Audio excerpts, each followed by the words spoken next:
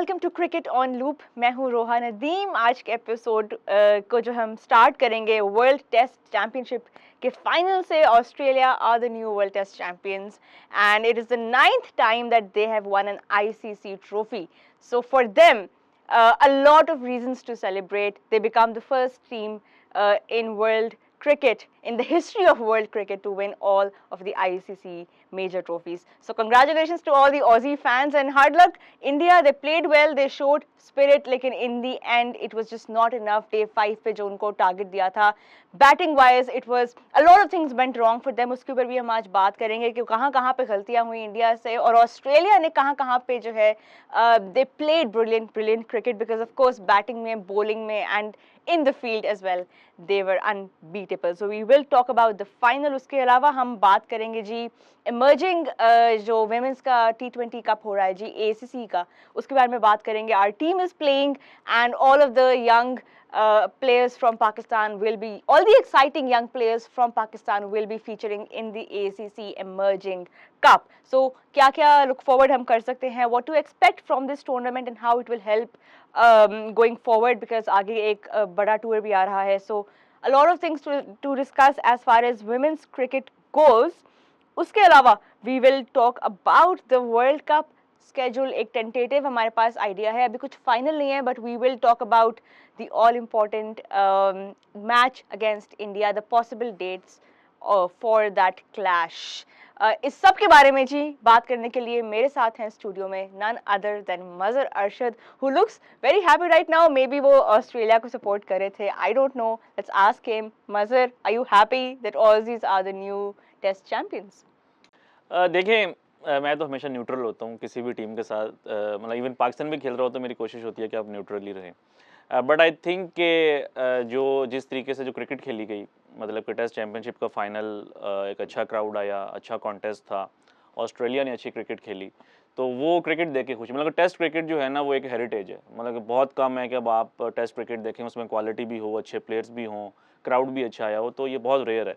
तो आई थिंक कि जिस तरीके से आईसीसी ने इस पूरी चैंपियनशिप को कंडक्ट किया और जिस तरीके से फाइनल हुआ, आई थिंक वो देख के जो है काफ़ी खुशी हुई. और दो बहुत ही डिजर्विंग टीम्स फाइनल तक पहुंची. बड़ी कन्विंसिंगली उन्होंने रेड बॉल क्रिकेट को जो है डोमिनेट किया हुआ था over the last couple of years, and now it is so great to see that Australia are the test champions.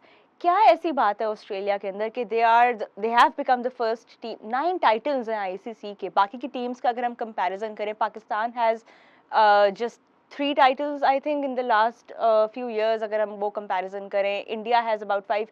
What makes Australia so unbeatable across formats in cricket? देखिए, जो Australia की men's team है, उनकी ये speciality है कि उनको tournaments जो है वो फिनिश करना आता है. विमेंस जो जो उनकी टीम है वो तो एक एक्स्ट्रा ऑर्डिनरी है. वो तो मतलब कि कोई भी उनके पास नहीं आता, specially in the recent years. But उनकी जो मेंस की भी जो टीम है, जो आपने 9 टाइटल्स की बात की, तो ये हमने आई थिंक जो हमने फाइनल से पहले जो हमने एक वीडियो की थी, हमने उसमें भी हमने इस चीज़ को डिस्कस किया था कि ऑस्ट्रेलिया बड़े मैचेस के अंदर जो है ना ज़्यादा अच्छा उनकी परफॉर्मेंस होती है.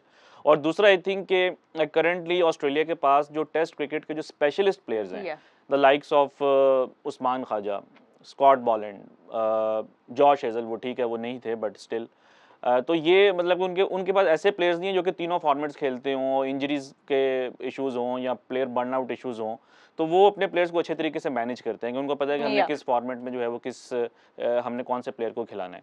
तो आई थिंक कि इसमें भी अगर आप देखें तो जिस तरीके से उनके जो स्पेशलिस्ट थे, ट्रेविस हेड, वो हम उनको नॉर्मली T20 क्रिकेट में नहीं देखते. जिस तरह वार्नर के ऊपर जैसे वो बैंक कर रहे हैं, अगर डेविड वार्नर पाकिस्तान के साथ होते और उनकी, अभी हम यही डिस्कशन कर रहे होते या डिबेट कर रहे होते कि उनकी टेस्ट टीम में जगह बनती है कि नहीं बनती, because again he is somebody who plays differently and gives you that start. But you are right about that कि they know how to manage their players. और इवन वो प्लेयर्स जो in the recent past have not been performing well, like अगर हम stats देखें, आपने I think कोई tweet की थी and I read that about somebody who was in the side who was not doing all that well. Travis head की बात करें, ट्रेविस हेड को आप देख लें तो काफ़ी टेस्ट मैचेस खेलने के बाद भी उनकी जो एवरेज थी वो 39-40 के करीब थी. एंड ही बैट्स एट 5 और 6, और नंबर 5 के ऊपर बैटिंग करने, जब आप बैटिंग कर रहे हैं तो 40 की बहुत कम एवरेज है. कोई ओपनर है तो हम कह सकते हैं कि चलें 40 इज़ फाइन, नंबर 3 के लिए भी ठीक है. और then he scored his first away century after 15 test matches. तो सब पाकिस्तान में या ओवरऑल सब कॉन्टिनेंट में तो एक ये लोगों का इमेज होता है कि यार प्लेयर तभी बनेगा जब वो अवे में जाके परफॉर्मेंसेस करेगा। हम अक्सर प्लेयर्स को इस वजह से ड्रॉप कर देते हैं या उनको डेवलप नहीं होने देते कि वो अवे मैचेस में परफॉर्म नहीं कर रहा। और ट्रेविस हेड का कोई सब कॉन्टिनेंट में कोई बहुत अच्छा रिकॉर्ड नहीं है और ये भी 15 मैचेस के बाद उनकी पहली अवे सेंचुरी थी, बट जिस तरीके से उन्होंने बैक की, इवन वार्नर का भी लास्ट टाइम इंग्लैंड का टूर बहुत खराब गया था। और कई इस तरह के एग्जांपल्स हैं कि एक तो प्लेयर्स को बैक करना and then first class cricket को इंपॉर्टेंस देना। स्कॉट बॉलैंड जो हैं वो आप देखें 34 उनकी एज है, इतनी ज़्यादा फर्स्ट क्लास क्रिकेट खेलने के बाद वो इस टीम के अंदर आए हैं। तो आई थिंक वो एक्सपीरियंस और टेस्ट क्रिकेट के लिए जो आपको मेच्योरिटी चाहिए होती है वो उनके प्लेयर्स में है। और एक्सपीरियंस को अगर आप इन टर्म्स ऑफ विकेट्स देखें, बॉलर चले नहीं है, लेकिन अगर आप हेजलवुड को डाल लें स्क्वाड में तो every bowler has more than 200 test wickets. Pat Cummins हो गए, मिचेल स्टार्क हो गए, जॉर्ज हेजलवुड हो गए, नेथन लाइन। तो वो आई थिंक ये चीज़ जो है ना बहुत मैटर करती है to win the big games.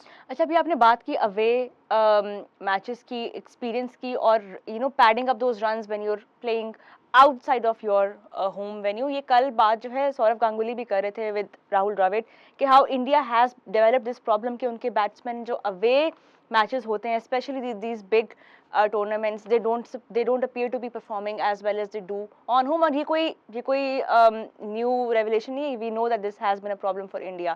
अब moving on from this because a lot of the Indian fans are upset, the management of course will be thinking about where they will be moving from this point on, especially as far as Rohit Sharma, Virat Kohli and the likes are concerned। कैसे solution, आप क्या solution देख रहे हैं इस चीज़ का कि कहाँ पे अब इंडिया अपनी बैटिंग को, डू यू थिंक के new names will be floating around या कोई स्ट्रैटेजी में चेंज होगा या maybe Dravid will be thinking about something bigger? देखें, एक तो ये है कि इंडिया की इस टीम के अंदर भी उनके 3-4 मेजर प्लेयर्स जो है वो मिसिंग थे। बुमराह नहीं थे, पंत नहीं थे, केएल राहुल नहीं थे और अश्विन को ड्रॉप करना, के ऊपर भी we will talk about that as well. वो एक उन्होंने जो है वो आई थिंक गलती की, मेजर गलती। और आई थिंक ठीक है नए प्लेयर्स आने चाहिए, लेकिन नए प्लेयर्स को लाने का भी एक प्रोसेस होता है कि आप एक जो नया प्लेयर आ रहा है उसको किसी का अंडर स्टडी रखें। यानी कि अगर एक एक्सपीरियंस्ड ओपनर है तो उसके साथ आप एक यंग ओपनर लेकर आए जो कि already they have in the form of Shubman Gill. अब नए प्लेयर के लिए भी आके एकदम से टेस्ट क्रिकेट में परफॉर्म करना इतना आसान नहीं होता जितना लोग समझते हैं, and Gill is the best example here. Gill का जब टेस्ट डेब्यू हुआ, at that time his first class average was over 70, और 70 की एवरेज के बाद जो है वो टेस्ट डेब्यू करना ये बहुत रेयर है। इवन इंडिया में इतना बैटिंग टैलेंट है, लेकिन आपको बहुत कम ऐसे प्लेयर्स मिलेंगे जिन्होंने अपना टेस्ट डेब्यू किया on the back of an average of 70 या अराउंड दैट। तो एक शुभमन गिल जैसा प्लेयर जो कि एक एक्स्ट्रा ऑर्डिनरी टैलेंट है, हमने उसको आईपीएल में देखा है, वनडे क्रिकेट में उनकी डबल सेंचुरी है, अगर उसको इतनी मुश्किल हो सकती है that transition from Ranji trophy और from first class cricket to test cricket, तो बाकी भी अगर कोई नए प्लेयर्स हैं जिस सरफराज खान है या कोई और है तो उनको भी टाइम लगेगा। So first you need to be patient. जिस तरह के ऑस्ट्रेलिया की हमने बात की, ट्रेविस हेड को उन्होंने किस तरीके से बैक किया है, और भी ऑस्ट्रेलिया के कई ऐसे प्लेयर्स हैं जो कि आउट ऑफ फॉर्म होते हैं, वो उनको बैक करते हैं। तो ये चीज़ सब कॉन्टिनेंट के कल्चर में जो है ना वो मिसिंग है कि एक हम बहुत जल्दी जो है ना वो रिएक्शन जो है ना बहुत जल्दी आता है और इमोशनल जो है वो हो जाते हैं। ठीक है, इस इंडिया की टीम में कई एक दो ऐसे प्लेयर्स होंगे जो कि मे बी उनकी टीम में जगह ना बनती हो, बट द पॉइंट इज कि जो नया प्लेयर आएगा अगर वो 10-12 मैचेस में रन्स नहीं कर पाता जिस तरह के शुभमन गिल से नहीं हो रहे, तो क्या आप में इतना पेशेंस है कि आप उनको बैक करेंगे? तो आई थिंक नए प्लेयर्स को आना चाहिए, बट एक प्रोसेस के थ्रू कि आप उनको किसी सीनियर प्लेयर्स का जो है वो अंडर स्टडी रखें, उनको ऐसा ऐसा जो है आप ग्रूम करें, बजाय इसके कि आप एकदम से 3-4 प्लेयर्स को ड्रॉप करके एक नई टीम बना दें। Well, you have a point there, Mazhar, and you talked about Shubman Gill, so I want to talk about that infamous dismissal। अभी हम रिकॉर्डिंग से पहले भी इस बारे में डिस्कशन कर रहे थे कि पहले तो ये बताएं मज़हर कि जिस बात के ऊपर कंट्रोवर्सी बनी वो बात ये थी कि the ball was touching the ground, और वो एक आधे विजुअल्स ऐसे नज़र आए हैं जिसमें बॉल ग्राउंड को टच हो रहा है। पहले तो रूल्स की अगर हम बात करें, what do the rules say when it comes to a catch which is not so clear visually, and what is the meaning of those terms like control and like grasp, touching? Give us a bit more insight on that। देखिए, जो laws of cricket है ना उसमें जो catch का जो law है जो कि एमसीसी ने जो लॉज बनाए हुए हैं उसमें ये है कि a catch needs to be held before it touches the ground. तो ग्राउंड, लेकिन इसकी जो इंटरप्रिटेशन है वो ऑब्वियसली लॉज के अंदर नहीं लिखी होती। ये इसी तरह जिस तरह के कई जो है कोई क्रिमिनल लॉज होते हैं, हमें उसके सिर्फ बेसिक चीज़ पता होती है, बट उसकी जो डिटेल्स हैं वो जो जज होता है या जो वकील होते हैं उन्हीं को पता होती है। तो इसके अंदर जो डिटेल्स हैं, यानी कि इस लॉ को जिस तरीके से अंपायर्स जो है वो लेते हैं वो ये है कि अगर आपकी उंगलियों के दरमियान बॉल है और वो अगर ग्रास को टच कर रही है तो वो उसको ग्राउंड में कंसिडर नहीं कर रहे। अच्छा। अगर तो आपकी उंगलियों के दरमियान है, लेकिन इंटरेस्टिंग बात यह है कि अगर आपकी जो फिंगर्स है उसकी डायरेक्शन अगर ग्राउंड की तरफ है, तब अगर आप कैच ले रहे हैं, और अब अगर वो सिर्फ अगर ग्रास को भी टच कर रही है तो उसको वो इस तरह से कंसिडर करते हैं कि अब ये नॉट आउट होगा। इस केस के अंदर जो है वो जो वेबिंग होती है फिंगर्स की, उसके like when you're दरमियान थी। holding an object. हाँ जी, तो वो अगर हल्की सी अगर ग्रास को लग भी जाए, घास को लग भी जाए, तो वो उसको ग्राउंडेड की डेफिनेशन में नहीं लेते। एंड ऑल्सो उसका मतलब कि कंट्रोल था, और ये कोई पहली बार ऐसे नहीं हुआ, इस तरह के कई इस तरह के डिसीजंस हैं। तो मेरा ख्याल है कि कैटलबरा जो अंपायर थे इंग्लैंड के, टीवी अंपायर जो थे रिचर्ड कैटलबरा, आई थिंक उनका एक बड़ा जो है वो अच्छा डिसीजन था। बैकलैश ऑब्वियसली आना था, क्योंकि जो फैंस हैं वो इन डिटेल्स के बारे में जो है ना उनको परवाह नहीं होती। उनको बस ये होता है कि ये डिसीजन हमारे अगेंस्ट क्यों गया। उसमें अगर ऑस्ट्रेलिया होता शायद उनके फैंस भी यही करते, पाकिस्तान होता पाकिस्तान के फैंस भी यूं ही करते। बट अगर आप एक्सपर्ट्स को देखें, even the Indian experts, Sanjay Manjrekar हो गए, बाकी जो लोग इसके ऊपर अपने एनालिसिस कर रहे थे, ब्रैड हेडिन जो कि कीपर हैं ऑस्ट्रेलिया के, मैं उनके भी एनालिसिस देख रहा था, तो सब लोगों ने जो है इसको फेयर कैच किया है। But तो Shubman Gill himself tweeted the same night. He tweeted the picture with a few emojis. आपने शायद देखी होगी. Um, as a cricketer who is in the middle of like match is ongoing, so the result isn't even out yet, but you are already using your platform to create this noise and signal कि भाई ये नाइंसाफी हुई है या जो भी हुआ है. Do you think that's पहले तो ये इतना इतना हुआ नहीं है ना मतलब ये क्रिकेट में कि किसी मैच के दौरान एक प्लेयर ट्वीट कर रहा है, ये आई थिंक फर्स्ट टाइम ही था ऐसा. नहीं, पास्ट में इस तरह के होते रहेंगे, किसी प्लेयर ने कोई इंस्टाग्राम स्टोरी लगा दी हो या कोई इस तरह का इंटरनेट पे रिएक्शन दिया हो, बट उनको फाइन हो गया आज 15%, और इंडिया की टीम को 100% फाइन हुआ है स्लो ओवर रेट का। वो तो तो ऑस्ट्रेलिया 15 लाख इंडियन रुपीस जो है वो मैच फीस है, जो कि तकरीबन 16-17 हज़ार यूएस डॉलर्स बनते हैं। तो वो पैसे भी गए, और ऊपर से 15% जो है मजीद उनको देने पड़े, यानी कि जब नेक्स्ट टाइम वो टेस्ट मैच खेलेंगे तो डेफिसिट होगी उनकी मैच भी वो हार गए. और तो आई थिंक के Not a great day for them. वो उनको इस तरीके से नहीं करना चाहिए था, और उसको जो है इस वजह से आई थिंक आईसीसी ने उसको पेनलाइज भी किया। But then again Shubman Gill is a young player, और जब आप यंग होते हैं तो आप इस तरह के जरा इमोशनल चीजें कर जाते हैं, आहिस्ता आहिस्ता आप में जो है वो मेच्योरिटी आती है, तो ठीक है। Like Virat Kohli also posted a picture on his Instagram saying कि silence is. बट वो तो एक सटल मैसेज था, वही है आपको ना पता नहीं कि- किसके लिए था, उनके अपने लिए था, फैंस के लिए था, वो तो आई थिंक But कोई I इस तरह का but he offence is just नहीं है। showing कि he is going to take the high road and not speak but may much be I of think जो what विराट कोहली के happened. ऊपर क्रिटिसिज्म हुआ है, उनकी हाँ. जो लास्ट डे पे जो डिसमिसल थी, मे बी वो उसके रिएक्शन में उन्होंने किया हो। बट आई थिंक इतना तो प्लेयर्स का राइट है कि वो इंस्टाग्राम पे इस तरह की चीजें डाल सकते हैं। हम भी तो क्या कुछ डालते हैं। हमारे कौन देखता है इंस्टाग्राम, हमारा तो 2-4 लोग ही होते हैं जो रोज लाइक कर रहे होते हैं. Thank you, shout out to all of my few fans लेकिन आपके who तो watch mostly my Instagram stories. Stories वैसे ही स्पॉन्सर्ड होती हैं, तो आपको तो मज़हर को ये एक पता नहीं क्यों एक गलतफहमी है कि मेरी चीज़ें स्पॉन्सर्ड होती हैं, नहीं होती हैं. अगर आप ये शो देख रहे हैं प्लीज़ मुझे स्पॉन्सर्ड चीज़ें भेजें और इनको भी भेजें. Moving on, I think top performance of the world test championship, Joe Root 1915 runs and Nathan Lyon with 88 wickets, so these were the stars of the world लेकिन टेस्ट इसमें चैंपियनशिप. ये फैक्ट है कि जो रूट ने matches भी बहुत ज़्यादा, क्योंकि इंग्लैंड की जो Yeah. टीम है वो बहुत ज़्यादा मैचेस खेलती है, तो अगर बाबर आजम को इतने मैचेस मिल जाते तो हो सकता है वो 2000 रन्स कर दे। ये आपने फिर वो वाली बात की है कि ट्विटर पे अगर आप ये बात करते तो नीचे फिर आपको फैंस जो हैं वो काफ़ी सपोर्ट भी मिलता है और काफ़ी शायद नेगेटिविटी भी मिलती, बट खैर anyway, test cricket may test cricket live long, ये अक्सर मज़र ट्वीट करते होते हैं. And we hope to see more exciting and close contest, but as far as this cycle of the test championship goes, congratulations to Australia. Moving on, let's talk about the ACC Women's Emerging Cup that is being played from the 12th June till the 21st of June in Hong Kong. A lot of exciting emerging action yet to unfold. और पाकिस्तान की team जो है फातिमा सना lead कर रही है, हमारी young जो चीती हैं, she is going to be leading. उनके लिए भी मज़र बहुत बड़ा एक चांस है to polish herself as a young leader.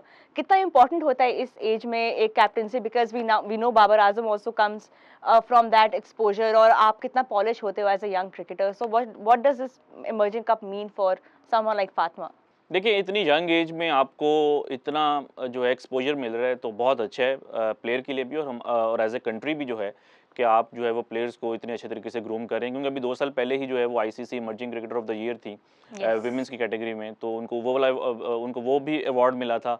Then उसके बाद हमने देखा कि वो न्यूजीलैंड गई, वहाँ पे उन्होंने वर्ल्ड कप खेला। उसके बाद साउथ अफ्रीका में उन्होंने टी20 वर्ल्ड कप खेला है, सीपीएल में भी वो खेली थी। और फेयर ब्रेक, और हांगकांग जो है वो इस टाइम विमेंस क्रिकेट में जो है ना काफ़ी इन्वॉल्व है। एक तो ये टूर्नामेंट भी वहाँ पे हो रहा है, अभी थोड़ी देर पहले वहाँ पे फेयर ब्रेक इन्विटेशनल जो था टूर्नामेंट विमेंस का वो भी वहाँ पे हुआ था। तो आई थिंक कि फातिमा सना के लिए अच्छा है कि इतनी यंग एज के अंदर उनको कैप्टनसी का भी एक्सपीरियंस मिल रहा है, बॉलिंग का एक्सपीरियंस तो उनका ऐसा ऐसा हो ही रहा है। तो I think it's really good for her. Iman Fatma is also part of this squad, who is our up and coming power hitter, and we saw her in the PSL exhibition matches as well. Power hitting की जहाँ तक बात है, ये skill जो है ये अभी तक हम अपनी मेंस टीम में भी देख रहे हैं कि डेवलप हो रहा है, but we haven't quite gotten पक्का power hitter yet. Women's team के अंदर Iman Fatima is that name, she is filling that void. क्या उम्मीदें हैं, हांगकांग में सिक्सेस लगेंगे फिर से? देखिए ओपनिंग बेटर है, और अभी जो आपने बात की पीएसएल के जो एग्जीबिशन मैचेस हुए थे रावलपिंडी में, उसमें इन्होंने इंग्लैंड की डैनी वाइट के साथ जो है वो इन्होंने ओपन किया था। तो ऑब्वियसली वो एक्सपीरियंस भी थोड़ा सा इनको हेल्प करेगा, अभी यंग है। और जिस तरह हमने पावर हिटिंग की बात की, पाकिस्तान के जो मेंस टीम है उसमें तो फिर हमें जो है वो थोड़े बहुत पावर हिटर्स देखने को मिलते रहे हैं वक्तन फवक्तन, इवन दो दे वर इनकंसिस्टेंट लाइक आसिफ अली या खुशदिल शाह, हैदर अली। तो विमेंस टीम का तो ये बहुत ज़्यादा इशू था, जो कि अब जो है लग रहा है कि वो सॉल्व होता हुआ नज़र आ रहा है। आयशा नसीम जिन्होंने बड़ी ज़बरदस्त हिटिंग की थी साउथ अफ्रीका में, जो अभी टी20 वर्ल्ड कप हुआ था, वो इंजर्ड हो गई तो अगर वो नीचे आ रही हैं लोअर ऑर्डर में, पावर हिटिंग कर रही हैं, और फ्यूचर में अगर ईमान फातिमा, जो कि कहा जा रहा है कि पाकिस्तान का फ्यूचर है, और ये उनके लिए एक बड़ा अच्छा एक डेवलपमेंट प्रोग्राम होगा और एक डेवलपमेंट का टूर्नामेंट होगा, आई मीन जो एज ग्रुप क्रिकेट होती है, यहाँ पे अगर वो परफॉर्म करती हैं, वो पाकिस्तान की टीम में आती हैं, तो अगर पाकिस्तान का एक ओपनर भी जो है वो पावर हिटिंग करता हो in the form of Iman Fatima, I mean in the coming years, और नीचे जो है वो आयशा नसीम जैसी एक बैटर हो, तो आई थिंक पाकिस्तान के लिए जो है ये काफ़ी अच्छी बात है। और ये जो टूर्नामेंट है इसमें काफ़ी जो प्लेयर्स हैं उनका एक्सपीरियंस भी है। 8 ऐसी प्लेयर्स हैं जो कि पाकिस्तान के लिए इंटरनेशनल क्रिकेट जो है वो पास में खेल चुकी हैं, और 4 ऐसी प्लेयर्स हैं जो कि लास्ट टाइम जब इमर्जिंग एशिया कप हुआ था श्रीलंका में 2019 में, तो वो उस टीम का भी हिस्सा थी। तो इट्स गुड कि विमेंस आपकी जो यंग विमेन क्रिकेटर्स हैं उनको भी जो है वो खेलने की काफ़ी अपॉर्चुनिटीज़ मिल रही हैं। Speaking of opportunities, we have another spinner in the making. Of course, the young Anusha Nasir, left arm spinner है। बहुत उम्मीदें हैं मज़र हमें इनसे, because Tuba Hassan is somebody who is taking that charge by herself, especially as far as the younger team goes. अब अनुषा भी आ गई हैं। कितना exciting है ये to have options now? देखिए तूबा हसन भी यंग है, उनका भी अभी पिछले साल में ही डेब्यू हुआ था श्रीलंका के अगेंस्ट, जो है वो उन्होंने अच्छा परफॉर्म किया था। वो लेग स्पिनर है, और अब अगर आप दूसरे एंड से एक लेफ्ट आर्म स्पिनर भी हो तो ये एक अच्छा कॉम्बिनेशन बनता है। अभी तो ऑब्वियसली पाकिस्तान के पास कुछ सीनियर स्पिनर्स भी हैं इन the form of Nida Dar and नशरा Sandhu, but obviously कभी ना कभी वो रिटायर होंगे, उनके काफ़ी देर से वो खेल रहे हैं। तो आई थिंक ये आप कह सकते हैं कि अगर पाकिस्तान इसी तरीके से इन प्लेयर्स को ग्रूम करे, इनको अपॉर्चुनिटीज़ दे, इनके साथ अच्छे कोचेज़ हों, तो फ्यूचर में जो है वो हम निदा डार को मिस नहीं करेंगे, या हम जो है वो नशरा संधू को मिस नहीं करेंगे। तो एज़ यू सेड कि तूबा हसन एंड नाउ अनुषा नासिर, तो दोनों इस स्क्वाड के अंदर भी हैं। तो आई थिंक इट्स कि पाकिस्तान के जो साइंस हैं, पाकिस्तान की वुमेन्स क्रिकेट के साइंस हैं, वो काफ़ी पॉजिटिव हैं। तो लेट्स होप कि ये अच्छा परफॉर्म भी करें और इनकी जो डेवलपमेंट है वो भी एक अच्छे तरीके से हो। Right, let's talk about the all-important Cricket World Cup that is taking place later this year. Tentative dates कुछ अभी सामने आई हैं इंडिया की तरफ से, but कुछ भी मज़र फाइनल नहीं हुआ. But 15th October is what we believe to be the day जिसमें Pakistan will take on India, might take on India. We don't know for sure yet, but Mazhar अभी फ़िलहाल ये जो है क्लैश अहमदाबाद के लिए स्केड्यूल्ड है. अभी चेंजेस होंगे, अभी ये स्केड्यूल में ये पक्का नहीं है, right? This is going to like, देखिए अभी तक तो ये मीडिया रिपोर्ट्स हैं कि ये मैचेस हो सकते हैं, अभी कुछ फाइनलाइज नहीं हुआ, ना ही अभी तक आईसीसी ने अनाउंस की है। तो बट आई थिंक कि थोड़ी सी चेंजेस हो सकती हैं, क्योंकि ये जो जब आपका एक ड्राफ्ट बनता है फिक्सचर्स का, तो जितने भी जो आपके मेंबर्स होते हैं, यानी कि जिन्होंने खेलना होता है, आप उनको भेजते हैं, उनसे ऑब्वियसली फिर उनकी फीडबैक लेते हैं, बट नॉर्मली वही होता है जो कि एक ड्राफ्ट भेजा जाता है। तो अगर ऐसा है भी, मतलब कि अगर इसी तरह के मैचेस हैं, तो अच्छा है कि एक तो पाकिस्तान का जो स्टार्ट है वो थोड़ा सा अच्छा इस सेंस में है कि पाकिस्तान के जो पहले 2 मैचेस हैं वो क्वालिफायर्स के साथ होंगे। दोनों पहले मैचेस जो हैं वो हैदराबाद के लिए अभी फॉर नाउ स्केड्यूल किए गए हैं। तो और जो टीम्स हैं वो अभी तक क्वालिफाई नहीं की, तो जो अभी जिम्बाब्वे में जो वर्ल्ड कप क्वालिफायर्स हो रही हैं उसमें से जो 2 टीम्स आएंगी, जो कि श्रीलंका, वेस्ट इंडीज़ हो सकती हैं, मे बी जिम्बाब्वे हो सकता है, मे बी कोई और इस तरह की कोई टीम अपसेट कर दे, जिस तरह यूएस है वो जैसे अगर अभी T20 वर्ल्ड कप में हमने देखा था कि it was all about the associate जी, टीम्स एंड तो हाउ अगर कोई इस तरह की टीम जो है वो आगे आ जाए, मतलब कि जो भी होगी तो वो एक थोड़ी वीकर टीम होगी। बट ये है कि लास्ट टाइम भी पाकिस्तान को यही उम्मीद थी कि हमारा जो स्टार्ट है वर्ल्ड कप का 2019 में वो एक वीक टीम्स के साथ हो या रहा है, वेस्ट इंडीज़ के साथ, और आप पहला मैच इतने बुरे तरीके से हार गए थे नॉटिंघम में कि आप उसको अपने रन रेट को जो है वो रिकवर नहीं कर सके। तो आई थिंक वर्ल्ड कप में आप जो है ना एक एनालिसिस या जो प्रेडिक्शंस आप एक हद तक कर सकते हैं। अभी जिस तरह कई लोग बातें कर रहे हैं कि जी पाकिस्तान और पाकिस्तान का जो ऑस्ट्रेलिया और न्यूजीलैंड के साथ जो मैच है वो बेंगलोर में है, और बेंगलोर जो है वो एक हाई स्कोरिंग वेन्यू है, और वो नॉर्मली जो है क्योंकि पाकिस्तान पावर हिटिंग के ऊपर ज़्यादा रिलाई नहीं करता तो वो ऑस्ट्रेलिया को जो है फेवर कर सकता है। बट नोइंग पाकिस्तान, जब last time Pakistan world cup खेला था तो नॉटिंघम में पाकिस्तान और इंग्लैंड का मैच था, वो एक ऐसा ग्राउंड था जहाँ पे के 480 रन्स भी हुए थे और पाकिस्तान वो मैच जीत गया था और वेस्ट इंडीज से हार गया था। तो इस टीम से जो है ना हम कोई भी चीज़ जो है ना वो वी कांट प्रेडिक्ट। कोई चीज़ हम प्रिडिक्ट नहीं कर सकते और कुछ भी एक्सपेक्ट कर सकते हैं। But knowing the conditions, considering the conditions, Pakistan सब कॉन्टिनेंट में नॉर्मली अच्छा खेलता है वनडे क्रिकेट, तो हम ये एक्सपेक्ट कर सकते हैं कि पाकिस्तान जो है ना वो एटलीस्ट टॉप 4 में तो फिनिश करना चाहिए पाकिस्तान को। और जो इंडिया का जो आपने बात की, इंडिया वाला जो मैच है 15 अक्टूबर को, वो तो आई थिंक रखा ही इसलिए गया है कि उस दिन बाबर आजम की सालगिरह है, और आई थिंक अगर पाकिस्तान जीत जाता है तो वो जो सेलिब्रेशंस हैं वो फिर आई थिंक उनको 4 चांद लग जाएंगे। वेल ये बहुत बड़ी बात है कि मजहर ने पाकिस्तान को टॉप 4 में देख लिया, बिकॉज T20 वर्ल्ड कप में तो जो हमने शो किया था उसमें तो he was like realistically Pakistan top 4 में नहीं आया था and we played the final. So Mazhar, usually आपकी प्रेडिक्शंस जो प्रेडिक्शंस है वो गलत हो थोड़ी जाती उल्टी ही जा रही होती हैं, सो आपको ये कहना लेकिन चाहिए कि लेकिन पाकिस्तान नहीं लेकिन ये क्वालिफाई किसी ने है। एक्सपेक्ट नहीं किया था कि साउथ अफ्रीका नीदरलैंड से हार जाएगा। कुछ भी एक्सपेक्ट नहीं किया था, वो भी तो इस वर्ल्ड कप में भी आप कुछ भी एक्सपेक्ट कर सकते हैं, बट ये मैं आपको बता रहा हूँ कुदरत से हम बहुत उम्मीदें लगा के बैठे हुए हैं। कि देखें कुदरत का निज़ाम पिछले वर्ल्ड कप में भी था, इस वर्ल्ड कप में भी होगा, और बाबर आजम अगर जीत जाते हैं, अगर मैच ही 15 अक्टूबर को ही होता है तो आइसिंग ऑन द केक है, देखते हैं कि Babar Azam is also a Libra. I am also a Libra. I'm very happy that this is something that the only thing perhaps that we share. But anyway, a lot to look forward to. The World Cup is just around the corner, a few more months to go. And before that, of course, we will talk in depth about the venues, possible dates क्या होंगी, क्या expectations हो सकती हैं, squad वगैरह वो सब जो है वो अभी over the next few months जो है सामने आएगा, and we will talk in depth about that. फिलहाल जी आज के एपिसोड के लिए इतना ही। Thank you so much for joining Mazher, thank you for being with us, and thank you all for watching cricket on loop. We will catch you next time.